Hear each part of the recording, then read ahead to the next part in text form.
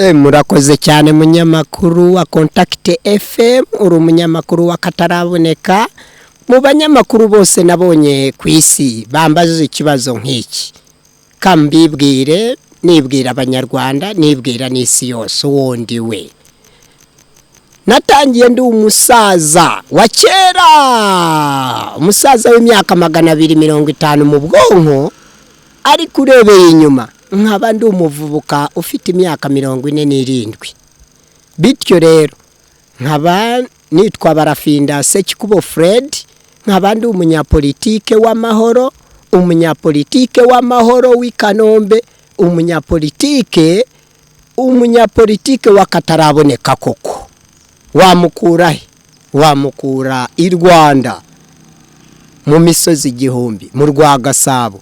Bityo rero nkaba ndi umugabo, ndubatse, mfite umugore n'abana 10, ndatuye. Hari ikindi wongeraho?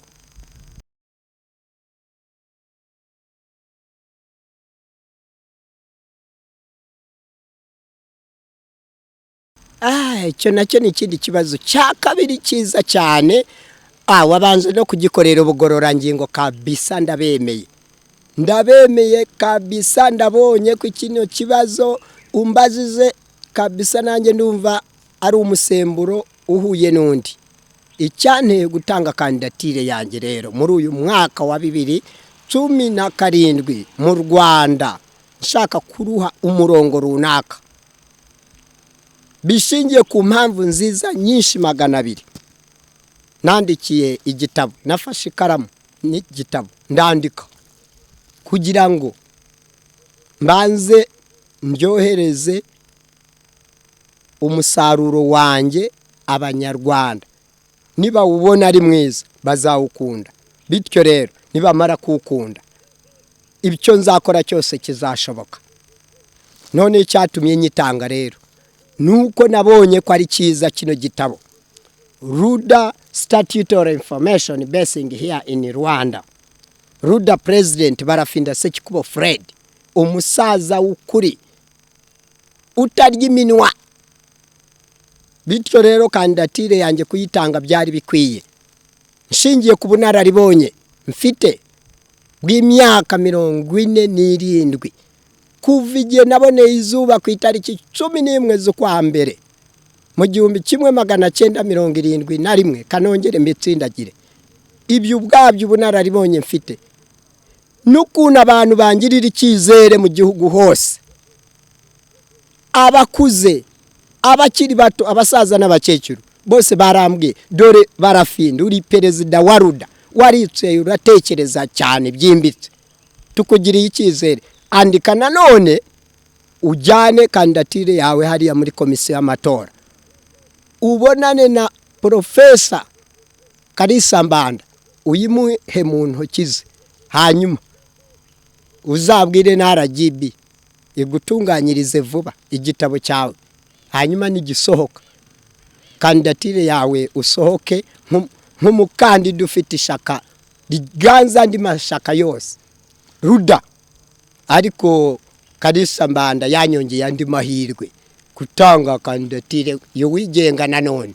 Bityo rero nk'abandi umukandida udasanzwe, nk'abandi umuntu udasanzwe kabisa mu Rwanda. Nihe wigeze ubona umuntu ugira nuza amahirwe 2? Ndi umuruda, mfite ishaka Ruda rirakunzwe, kandidatire yanjye y'uwigenga nayo irakunzwe. Ubwo wambaza ikihe kibazo? Hari icyo ufite nanone unyongere? Ubaze kibazo cyiza. Mbere yuko nsobanura Ruda, wabona neza ukereka isi yose ko yose Ruda yayitekerereje hafi. Iyi Ruda ni ishaka ryiza cyane ry'akataraboneka, nta handi warikura usibye Rwanda mu Rwagasabo. Kandi u Rwanda bivuga igihugu Kigali rwahanzwe na Gihanga Ngoma Ijana mu 1945. Umurwa wa Kigali nibwo wiswe Kigali, bivuye ku gasobanuro u Rwanda means large country. U Rwanda ni igihugu Kigali.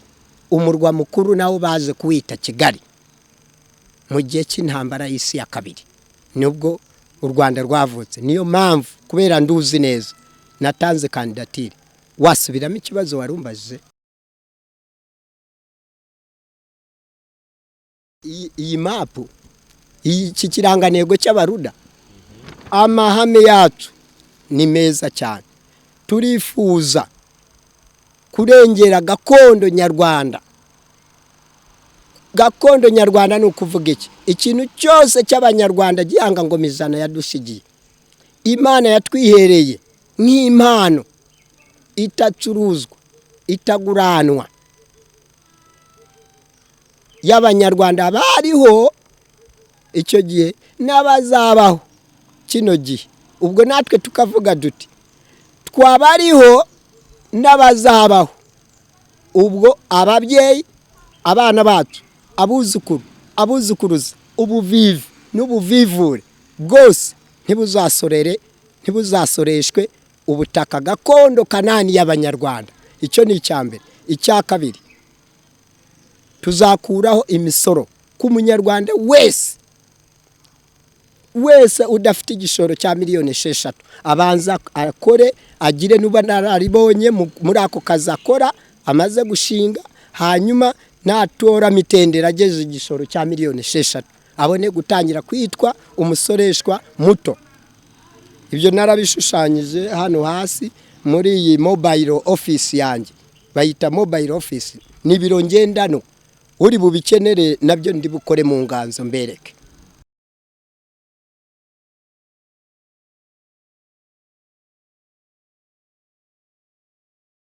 Birumvikana kubera abanyarwanda turi umutungo. Abakobwa barambwiye mu gihugu cyose wadukoreye neza.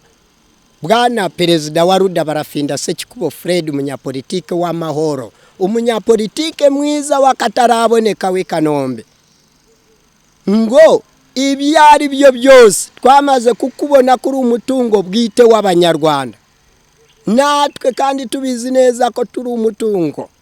Bityo rero nudukurire ikibazo cyo kugumirwa nk'uko wakabivuze, uko watahuye ko dufite ikibazo, nta kundi bizagenda. Twe turi tayari kuzagushigikira mu buryo bwose. Mumbariza abo bakobwa bose nimba mbeshye, ntimwabyemeye? Mubumvise baravuze twarabyemeye musaza. Abanyarwanda mwese, abakire n'abakene, tuzasigikirana. Umutungo tuzakoresha turawufite, twe ntituzaka kredi, nta nguzanyo dukeneye. Abaruda turihagize.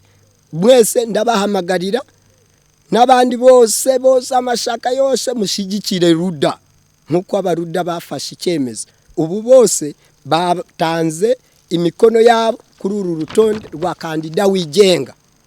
Barafinda Sekikubo Fred, umunyapolitike mwiza w'amahoro w'i Kanombe, ufite impamvu nziza nyinshi 200 zikwiriye kuyobora igihugu cy'u Rwanda, tukagishira ku